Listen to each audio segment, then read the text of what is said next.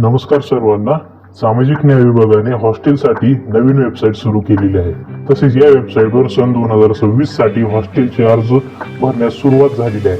तर आपण या वेबसाईटवर रजिस्ट्रेशन तसेच पूर्ण अर्ज भरून दाखवणार आहोत. आपण सुरुवात करूयात.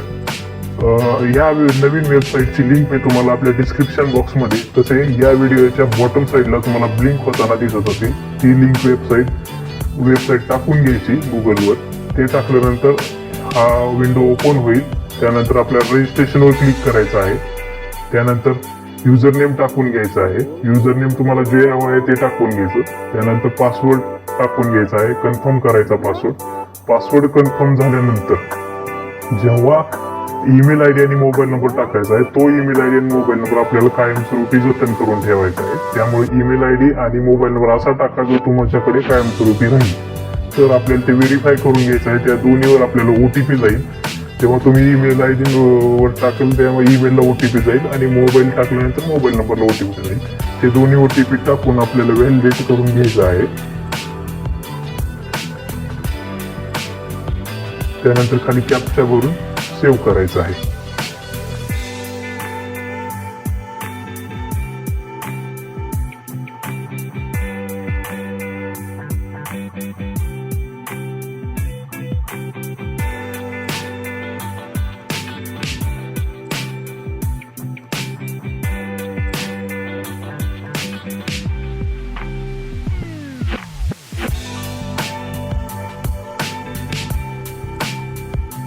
आता युजर नेम आणि पासवर्ड क्रिएट झाल्यानंतर आपल्याला लॉग इन करायचं आहे. तर आपण या विंडोमध्ये युजर नेम आणि पासवर्ड टाकून घ्यायचं आपलं जे आपण सेट केलेलं आहे. युजर नेम आणि पासवर्ड कायमस्वरूपी आपल्या लक्षात ठेवलं पाहिजे किंवा जे आपण ईमेल आयडी आणि मोबाईल नंबर दिला आहे तो आपला कायमस्वरूपी जतन केला. युजर नेम आणि पासवर्ड टाकल्यानंतर खाली कॅप्चा टाकायचा आणि कॅप्चा झाल्यानंतर साइन इन करून घ्यायचं.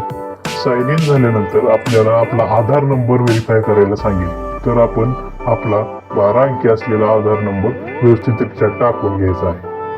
त्यानंतर आपल्याला ते डिक्लेरेशनवर क्लिक करून OTP सेंड करायचा. त्यानंतर आपल्या आधार लिंक असलेल्या मोबाईल नंबरवर OTP टाकून घ्यायचा आहे आणि व्हॅलिडेट करून घ्यायचा आहे. तर आता आधार व्हॅलिडेट झाल्यानंतर आपली जी काही मूलभूत माहिती आहे ती समोर आपल्याला दिसेल. आधारवरून आपल्याला आपलं नाव, आपली जन्मतारीख दिसेल. तसेच आपण जे कुठला मोबाईल नंबर आणि ईमेल आयडी आपण टाकलेला आहे तो आपल्याला दिसेल. ते दोन्ही जर बरोबर असेल तर त्याला आपण जतन करा किंवा सेव्ह ऑप्शनवर क्लिक करून पुढे जायचं आहे. पुढे आल्यानंतर आपल्याला डिपार्टमेंट स्कीम नेमकं कोणत्या स्कीमसाठी अप्लाय करायचं आहे ते आपल्याला ठरवायचं आहे. त्यासाठी आपल्याला सुरुवातीला आपली कॅटेगरी टाकायची. त्यानंतर कॅटेगरी सिलेक्ट केल्यानंतर कास्ट, आता मी इथे SEBC सिलेक्ट करत आहे. कास्ट नंतर इन्कम, जी काही तुमचं इन्कम असेल ते फक्त राऊंड फिगर मध्ये लिहायचं आहे. ते इन्कम झाल्यानंतर आपण कुठल्या जिल्ह्यासाठी अर्ज करत आहात. मी इथे धाराशिव सिलेक्ट करत आहे. तालुका सिलेक्ट करायचा. तालुका सिलेक्ट झाल्यानंतर सर्व्हिस टाईप, आता इथे 2 सर्व्हिस टाईप येतात, एक हॉस्टेल आणि एक स्वाधार. आता सध्या फक्त हॉस्टेल सुरू आहे त्यामुळे आपण हॉस्टेलला क्लिक करूयात. स्वाधार चालू झाल्यानंतर स्वाधारानंतर आपल्याला सेपरेट त्याची व्हिडिओ बनवणार जाईल. त्यानंतर अकॅडमिक इयर सर्व्हिस 27 आणि ऍप्लिकंट टाईप न्यू. आता न्यू साठी आपण सुरुवातीला व्हिडिओ बनवत आहे. जेव्हा जेव्हा स्वाधार चालू होईल तेव्हा आपण एक्झिस्टिंग साठी व्हिडिओ बनवून घेऊयात किंवा एक्झिस्टिंग साठी हॉस्टेलसाठी एक सेपरेट व्हिडिओ बनवला जाईल. त्यानंतर आपण अप्लाय नाववर क्लिक करूयात. तर अप्लाय नाववर क्लिक केल्यानंतर आपल्याला असं समोर एक डॅशबोर्ड दिसेल. त्या डॅशबोर्ड मध्ये आपल्याला वसतिगृह अर्ज, स्वाधार अर्ज आणि अर्ज करा असे 3 ऑप्शन दिसतात. तर सध्या स्वाधार अर्ज बंद असल्यामुळे फक्त वसतिगृहाला अर्ज होईल. त्यामुळे खाली अर्ज करावर क्लिक करून घ्यायचं. अर्ज करावर क्लिक केल्यानंतर आपल्याला टोटल 8 टॅब दिसतील. त्या 8 पैकी सुरुवातीला एक टॅब आहे तो म्हणजे दस्तऐवज अपलोड करा. आता इथं आपल्याला सुरुवातीला कागदपत्र अपलोड करावं असं काही कंपल्सरी नाही. आपण पहिल्यांदा वैयक्तिक माहिती किंवा बाकीचे टॅब भरून नंतर डॉक्युमेंट्स अपलोड करू शकतो. पण जर डॉक्युमेंट सेव्ह करून ठेवलेले असतील PDF फॉर्मॅटमध्ये तर आपण डॉक्युमेंट अपलोड करू शकतो. इथं वैयक्तिक माहितीवर मी क्लिक केलं तर आपण पुढची माहिती भरू शकतो, असं काही नाहीये. तर आपण आता मी तर सुरुवातीला डेमो म्हणून काही डॉक्युमेंट सेव्ह करून ठेवलेले आहेत. तर आपण ते डॉक्युमेंट्स भरूयात आणि नंतर बाकीच्या 7 टॅब भरूयात. तर एक महत्वाची बाब म्हणजे डॉक्युमेंट्स जेव्हा आपण अपलोड करणार आहोत त्याची साईज ही मॅक्झिमम 250 KB असली पाहिजे. शक्यतो डॉक्युमेंट PDF फॉर्मॅट मध्येच अपलोड करा. तर आपण सुरू करूयात डॉक्युमेंट्स अपलोड करायला. आता इथं मॅन्डेटरी डॉक्युमेंट्सच्या पुढे स्टार दाखवलेला आहे आणि जे मॅन्डेटरी नाहीत त्यांच्या पुढे काहीच दाखवलेलं नाही. त्यामुळे शक्यतो आपण सर्व डॉक्युमेंट भरायचे, मॅन्डेटरी असो किंवा न असो, कारण आपली जी काही त्रुटीची शक्यता आहे ती कमी होऊन जाते डॉक्युमेंट सर्व भरल्यानंतर. तर ठीक आहे, आपण सुरुवात करूया. मी इथे डेमो डॉक्युमेंट्स अपलोड करत आहे. कास्ट सर्टिफिकेट अपलोड केल्यानंतर पुढे अपलोड बटनावर क्लिक करणं अनिवार्य आहे. ते अपलोड बटनावर क्लिक केल्याशिवाय तुम्हाला डॉक्युमेंट दिसणार नाही. तर आणि त्याच्या पुढे तुम्हाला पहा ऑप्शन पण दिसतो. म्हणजे तुम्ही जे कुठलं डॉक्युमेंट अपलोड केलेलं आहे तेच अपलोड झालंय की नाही चेक करण्यासाठी पहावर क्लिक करायचं. आता मी ते दाखवत आहे करून. ठीक आहे, तसंच बाकीचे सर्व डॉक्युमेंट्स अपलोड करून घ्यायचे. शक्यतो कास्ट सर्टिफिकेट, डोमिसाईल, TC किंवा उत्पन्न प्रमाणपत्र आणि मार्क मेमो, मागील वर्षाचे मार्क मेमो, हे डॉक्युमेंट्स तुम्ही तयारच ठेवायचे. गॅप असेल तर गॅप सर्टिफिकेट लागेल. हे सर्व डॉक्युमेंट्स अपलोड करून घ्यायचे. आणि आता ज्या वर्गात प्रवेशित आहात ते म्हणजे त्या कॉलेजचे किंवा त्या शाळेचे बोनाफाईड सर्टिफिकेट हे हॉस्टेलसाठी कंपल्सरी असते. त्यामुळे ते एक डॉक्युमेंट तुम्हाला जवळ असलं पाहिजे. आणि हे सर्व डॉक्युमेंट स्कॅन करून PDF फॉर्मॅटमध्ये लेस 250 KB साईज बनवून ठेवायची. एक महत्वाचं आहे इथे की म्हणजे गुणवत्ता आणि शाळा सोडल्याचा दाखला. ह्याच्यात तुम्हाला ह्या दोन्हीची PDF एक बनवायची आहे आणि याची साईज मात्र 512 KB पेक्षा कमी ठेवायची आहे. हे दोन्ही अपलोड करायचे आहे तुम्हाला. गॅप सर्टिफिकेट आणि खाली विद्यार्थ्याकडून घोषणा प्रमाणपत्र हे तुम्हाला मॅन्डेटरी नाही. हे जे आहे विद्यार्थ्याचे घोषणा प्रमाणपत्र हे तुम्हाला नुसतं प्रिंट काढून सही करून अपलोड करायचे आहे, नाव आणि सही देऊन. मॅन्डेटरी नसलं तरी विद्यार्थ्याचे व पालकाचे घोषणापत्र कंपल्सरी अपलोड करायचे आहे. त्यानंतर खाली अपलोड आणि सेव्ह वर क्लिक करायचे. त्यानंतर पुढे आपल्याला विद्यार्थ्याची वैयक्तिक माहिती, यामध्ये सर्व तुम्हाला तुमची वैयक्तिक माहिती भरायची आहे. आता सुरुवातीला महत्वाचं म्हणजे अभ्यासक्रम. आता इथं सध्या 2च आहेत, सेकंडरी आणि professional course. Non professional course update होईल. सध्या आपण प्रोफेशनल कोर्ससाठी भरूयात. नाव, तुमचं लिंग, जन्मतारीख आणि वय यामध्ये बदल करता येत नाही. तसेच भ्रमणध्वनी क्रमांक बदलता येत नाही. वैवाहिक स्थिती भरून घ्यायची. वडिलांचं नाव लिहून घ्यायचं, आईचं नाव लिहून घ्यायचं. हे जे छोट्या गोष्टी आहेत या गोष्टी तुम्ही व्यवस्थितरित्या भरून घ्यायच्या. त्यानंतर कास्ट सर्टिफिकेटवर तुम्ही जी काही कास्ट सर्टिफिकेट अपलोड केलं आहे, कास्ट बदलता येणार नाही. जात प्रवर्ग तुम्हाला SCBC, आता मी SCBC लिहिलंय तिथे SCBC दिसेल. त्या जी काही तुम्ही कास्ट सर्टिफिकेट अपलोड केलं आहे त्याचं प्रमाणपत्र क्रमांक तिथे टाकलेला आहे. बारकोडच्या खाली असते प्रमाणपत्र क्रमांक. त्यानंतर ज्या जिल्ह्यात तुम्ही कास्ट सर्टिफिकेट काढलाय तो जिल्हा घ्यायचा.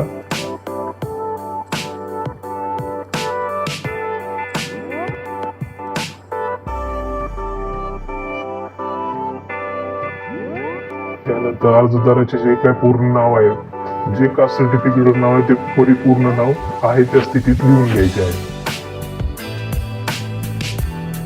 कुणी दिलेलं आहे, SDO ने दिलेलं आहे का ते डेप्युटी कलेक्टर दिलेलं आहे, ते कास्ट सर्टिफिकेटवर साईनच्या खाली मेन्शन असते. ते बघून तेच लिहायचं आणि ज्या दिवशी तुम्हाला कास्ट सर्टिफिकेट इश्यू झाले आहे ती तारीख तिथं कास्ट सर्टिफिकेटवरची आहे तशी लिहून घ्यायची. त्यानंतर खाली आदिवास प्रमाणपत्र. आदिवास प्रमाणपत्र म्हणजे आपलं डोमिसाईल सर्टिफिकेट. डोमिसाईल सर्टिफिकेट आपण मग अपलोड केलेलं आहे.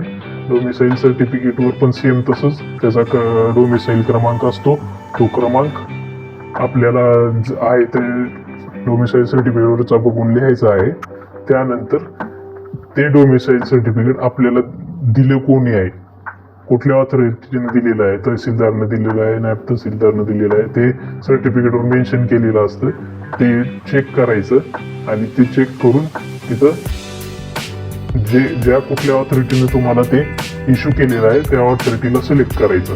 हे सर्व झाल्यानंतर एकदा खात्री करायची आणि सर्व इन्फॉर्मेशन सेव्ह करून घ्यायची.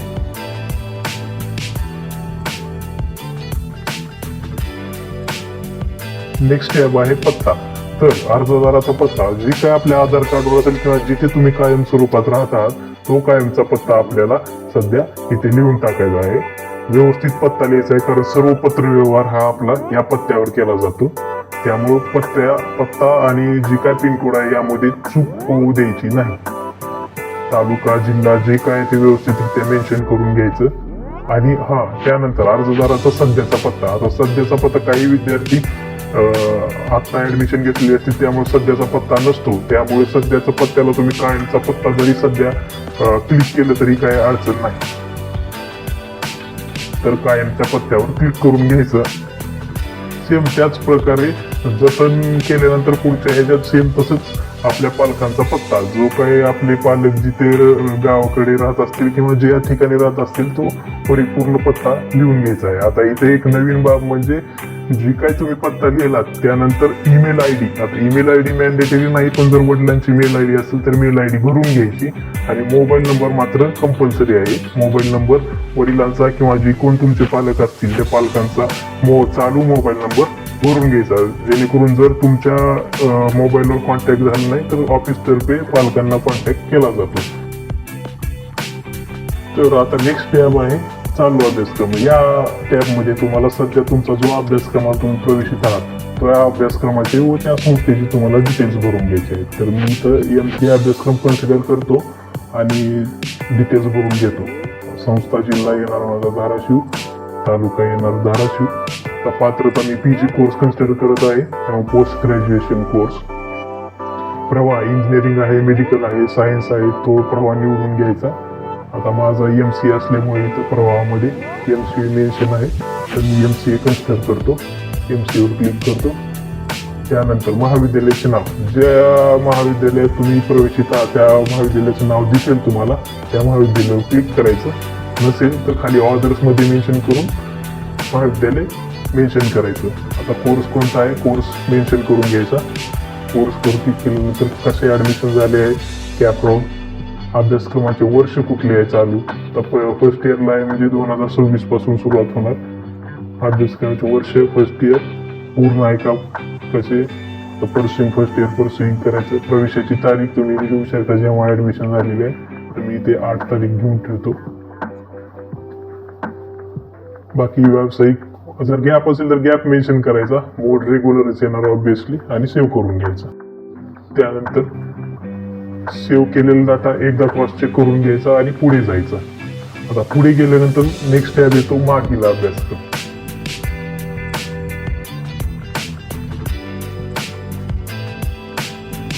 तर मागील अभ्यासक्रमामध्ये तुम्हाला तुमचे मागील 10वी 12वी आणि डिग्री कोर्स, जर तुमचं PG असेल तरी तिन्ही भरून घ्यायचे आहेत. आता माझा हा व्हिडिओ खूप लेंदी होत आहे त्यामुळे मी फक्त PGचे कोर्स डिटेल्स भरून घेतो इथे.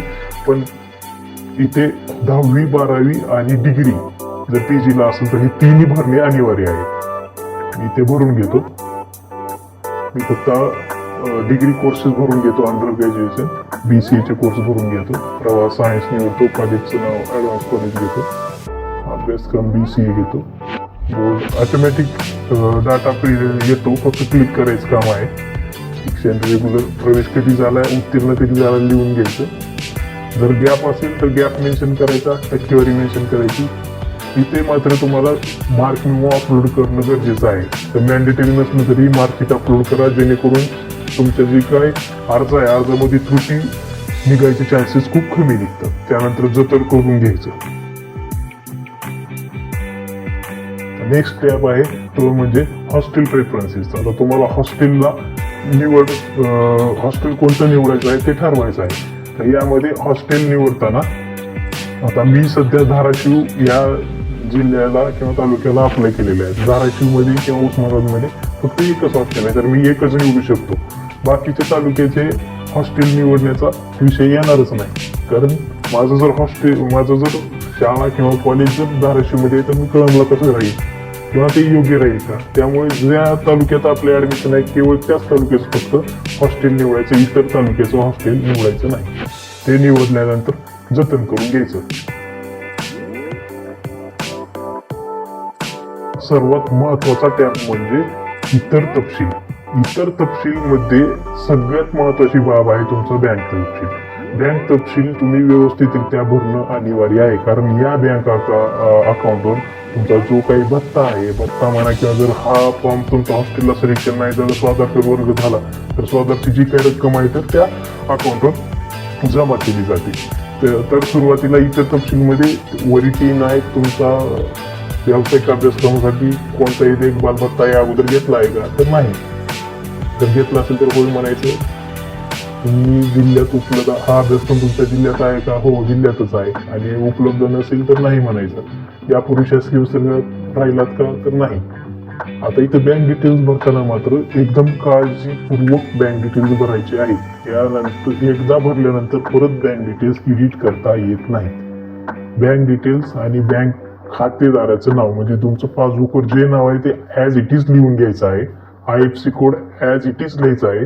हे एवढं भरल्यानंतर बँकेचे नाव आणि ब्रँच ऑटोमॅटिक फेच होऊन जाते.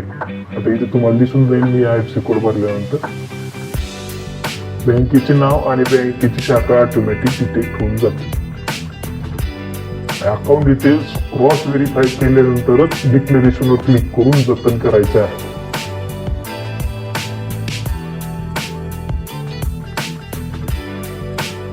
मेसेज येतो तपशील तिथे जतन झालेला आहे आणि आपण जो फॉर्म भरलेला आहे तो पूर्ण फॉर्म आपल्याला समोर दिसतो. त्यामुळे परत एकदा फॉर्म मध्ये काय त्रुटी किंवा आपलं काय चुकलं आहे का ते एकदा क्रॉस चेक करायचं आणि ते क्रॉस चेक करूनच खाली डिक्लेरेशनवर क्लिक करायचं आहे. बँक डिटेल्स परत एकदा क्रॉस चेक करायचे आणि त्यानंतरच प्रोसीड टू अप्लाय या बटनावर क्लिक करायचे आहे.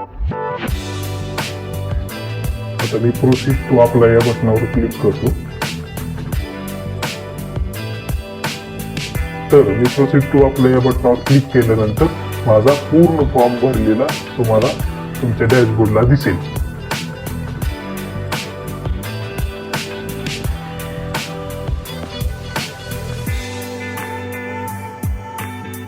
तर याप्रमाणे सर्वांनी व्यवस्थितरित्या फॉर्म भरून घ्यायचा आहे आणि फॉर्म सबमिट करून घ्यायचा आहे. स्वाधार योजनेसाठी तुम्हाला हॉस्टेलला अर्ज करणं कंपल्सरी आहे. त्यामुळे हॉस्टेलला अर्ज करणं अनिवार्य आहे. हॉस्टेलला अर्ज करून घ्यायचा.